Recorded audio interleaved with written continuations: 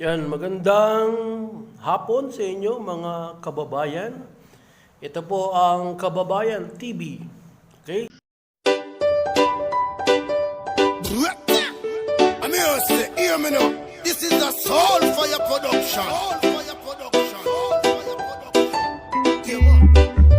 So, ngayon po, may itatanong po ako sa inyo mga kababayan. Total, ito naman ay para sa lahat naman, di ba? Nakakita na po ba kayo ng isang senador? Yan. O kaya isang kongresista? Pag tinanong natin, ano ba ang senador o ano ba ang kongresista? Ano ba ibig sabihin nun? Yan. Siguro may magsasabing, senador, yan yung mga nagtatrabaho sa gobyerno. Kongresista, yan yung mga tinatawag nating gumagawa ng batas, mga kongresista. Diba? O, yung mga senador, ganun din. Mga gumagawa din ng mga batas yan. Pero particular, ano ba ang tungkulin ng mga senador at saka mga kongresista? O, di sasabihin, siyempre, nagsipag-aral tayo, alam natin yan, na ibig sabihin ng mga yan ay, yan yung mga tinutukoy natin mga mambabatas. O, ibig sabihin, sila yung mga gumagawa ng batas, di ba? Para mapaganda ang kalagayan ng, ano bang tawag dito? Yung lahat ng pamumuhay ng tao na nakabatay sa batas, no? Siyempre, kung walang batas, magkakanya-kanya ang mga tao. Okay, sige. So, yun po, no? Yun yung particular na alam natin na gawain o ginagawa ng isang senador at isang kongresista o mga kongresista. Ang tanong mga kababayan, kagaya ng naririnig natin, kadalasan dyan sa kanilang himpilan o sa kanilang lugar, nagkakaroon ng debate. Ayan, usong-uso yung debate. Tapos, may nagaganap pang investigasyon. Ayan, may mga ganyan pa, di ba? Ewan ko lang kung dito sa mga kongresista, uso yung imbestiga. Sa Senado, usong-uso ang imbestiga di ba? Yan. Kaya lang, meron tayong napansin na ang Senado na nag-imbestiga, no, sa nakaraang mga araw, buwan, ay nakapagpakulong ng kanilang mga taong iniimbestigahan. Nako. Kaya pala magpakulong nitong mga mambabatas na to, no? Akala ko, ang trabaho lang nila gumawa ng batas, no? At saka magpanukala ng batas.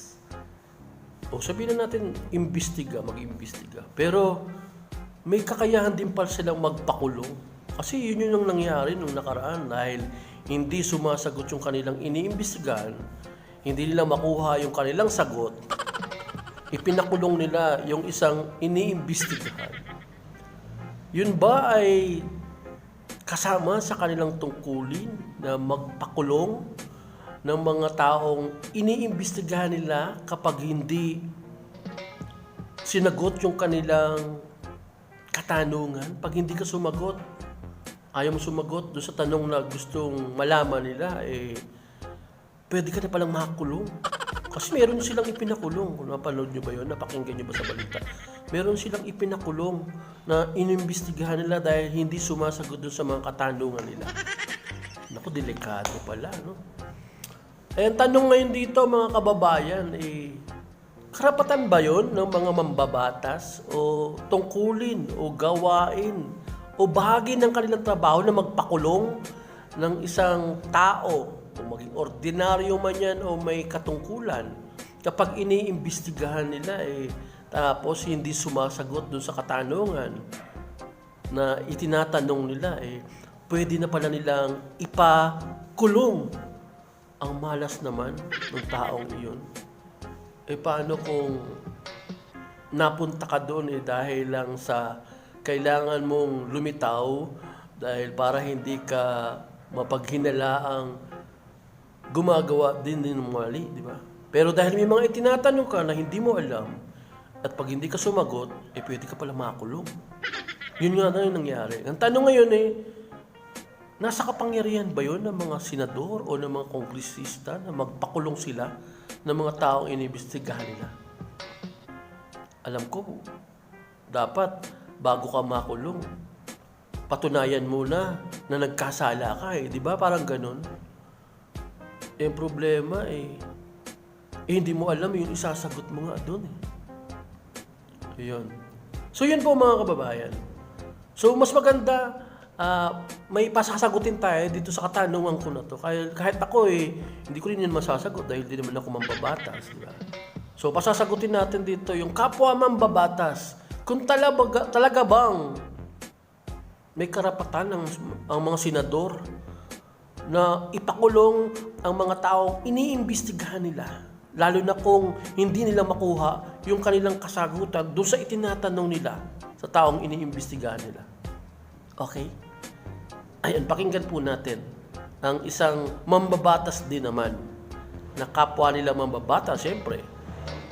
Pwede lang sumagot dyan yung mas malapit sa kanila at may kinalaman sa kanila. Okay? So, yan po, pakinggan po natin. Para marami tayong matutunan. Kung talaga ba, naku mamaya baka ikaw din ay maisa lang dyan. Balang araw, di mo alam. Malay mo, di ba? Masama ka din sa ganyang mga investigation. O, sige po, pakinggan na po lang muna natin. Do you know that in the case of Pong versus Court of Appeals, GR number 132839, this is dated November 21, 2001. It says, the rules of procedure of the Senate and the rules of the Blue Ribbon Committee do not state that the Blue Ribbon Committee has the power to issue an order of arrest. Did you know about that? I am not aware about that, Mr. Chairman, but I am very aware that I have the right to freedom of speech, right to liberty, right to privacy, Mr. Chairman. However, during the Senate investigation, I was threatened all the time by legislatures that I will be cited in contempt, that I will be sent to jail and detained, Your Honor. Kaya nga, ngayon sinasabi ko na sa iyo, sinabi sa kasong ito that was decided by the Supreme Court, not even the rules of procedure of the Senate of the Philippines, including the rules of the Blue Ribbon Committee, wala silang power na mag-issue ng order of arrest. What they can do is to go to court and ask for an order of arrest. Ganon kasi ang sistema ng ating pamahalaan. Even the National Prosecution Service, kahit ng ating mga piskalya, hindi naman silang nagpapa-aresto.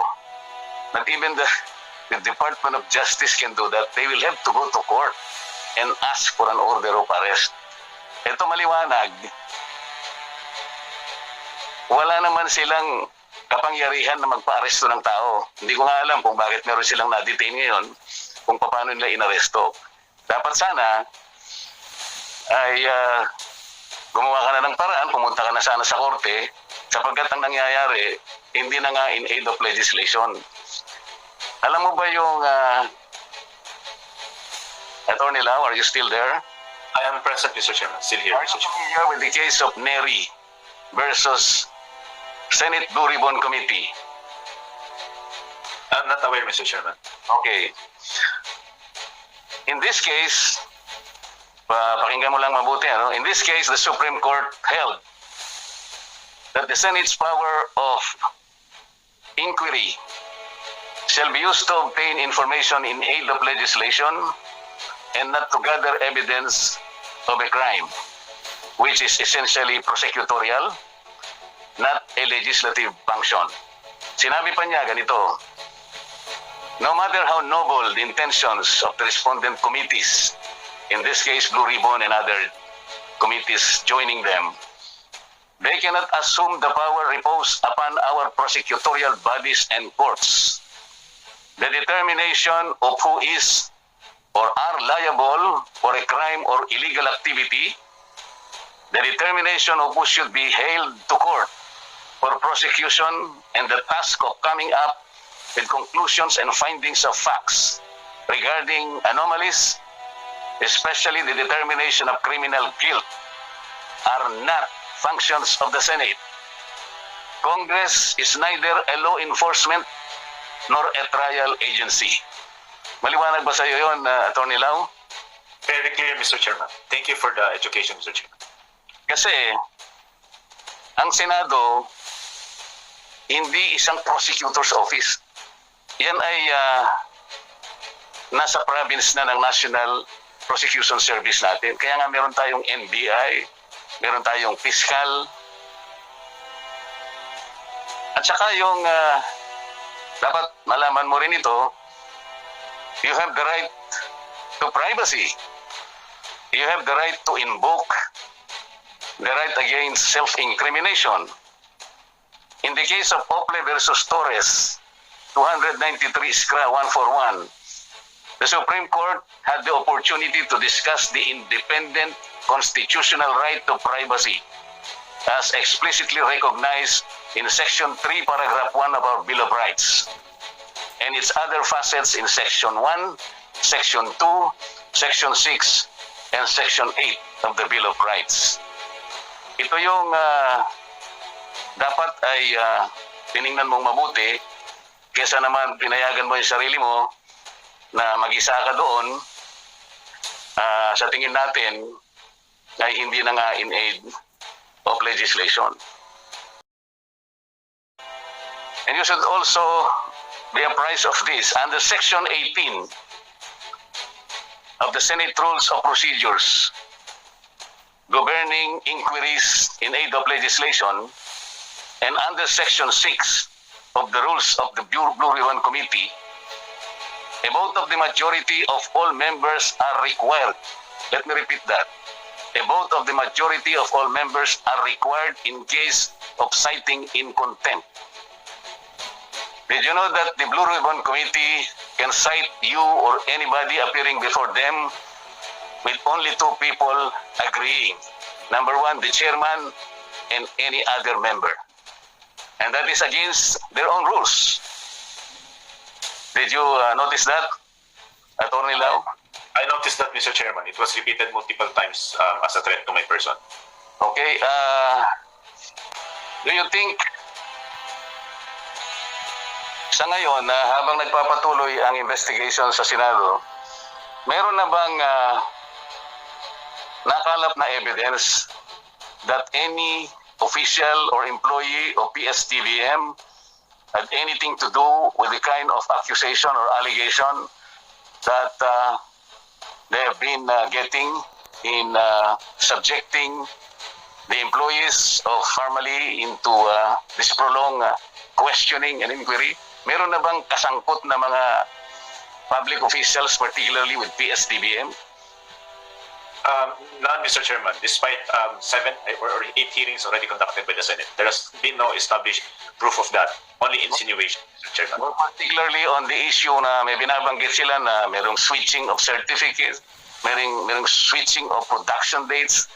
Did they in any way establish that any employee might have been involved? I mean, public employee or officials of PSDBM?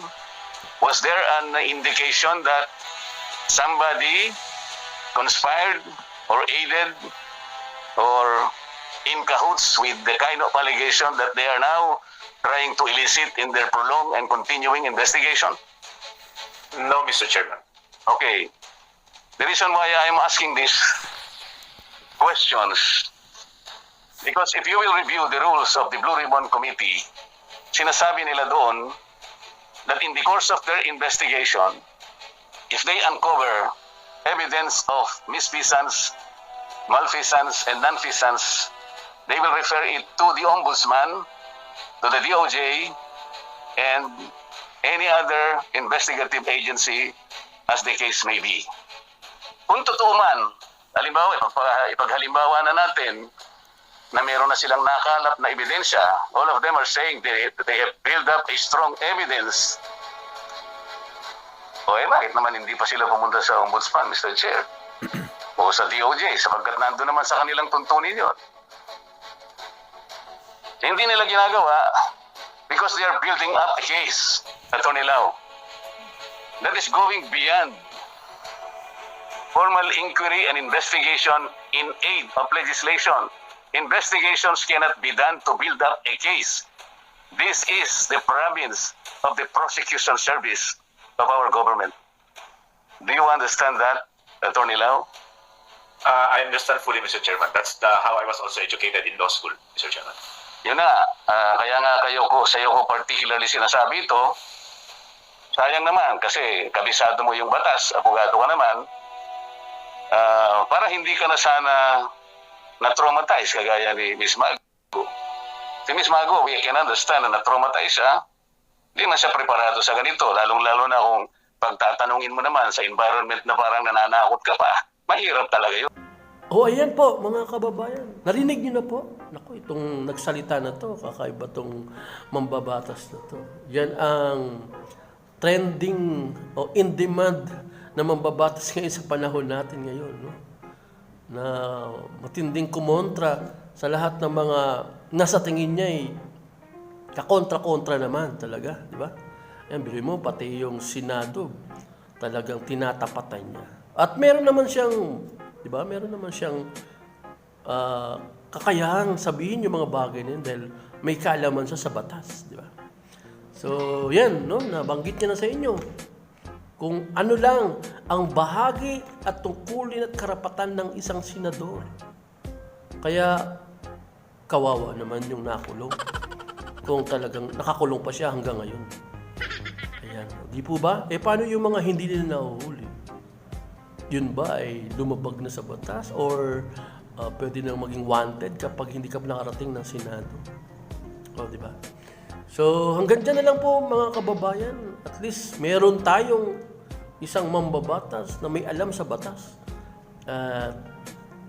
Nagpakita at nagbigay, no? Nagbigay ng ilang katotohanang bagay tungkol sa mga gawain at trabaho nila bilang mga mambabatas. Okay po? So na ang Senado naman pala, pwede siguro mag-imbestiga. Pero hindi o wala sa kanilang kapangyarihan na magpakulong ng kanilang mga iniimbestigahang mga tao. Di ba? Kasi kung ipakukulong ka na, pwede ka na i-consider doon na para ka ng kriminal. Dahil nandun ka sa loob, di ba? Paano kung magkamali, nasa loob ka ng kulungan, pinagpiestahan ka doon. Tapos, yung kaso mo lang, hindi ka lang naman sumagot sa gusto nilang doon sa tanong na gusto nilang malaman. No? Yun lang naman ang naging problema mo. Nakarating ka sa kulungan. Ako, hindi mo kilala yung mga nandun sa loob ng kulungan, makakasama mo pa. Yung mga nasa loob ng kulungan, talaga mga kriminal yun, di ba? So, ewan ko, no? So, medyo delikado yung ginawa nila. Kasi, kung talagang wala naman siyang alam at hindi pa dapat na nandoon siya sa kulungan, di ba? Parang ang saklap naman nun. No? Nakatikim siya na mabilibid. Hindi pa siya nahatulan, nabilibid na siya. Paano mga kababayan? Hanggang dyan na lang po muna. At least, alam niyo po ang pwede niyo pong gawin. Kaya nga yung isang tao dyan, tinatanong ni Kongresista Marcoleta, bakit hindi siya pumunta sa Senado? Pwede naman pala na hindi siya tumuloy sa Senado Oo. Mag-file lang siya doon sa Husgado at hindi na siguro sila kukulitin itong Senado. Di ba? Parang ganun. So hanggang dyan po mga kababayan, isang kaalaman na naman ng ating nalaman at natutunan sa panahong ito. Okay? Hanggang sa muli, huwag po ninyong kalimutan mag-like, mag-subscribe, at i-share nyo na rin po kung sa tingin ninyo ay maganda, no? Itong ating ginawang content ngayong araw na to. So paalam mga kababayan, Kababayan TV.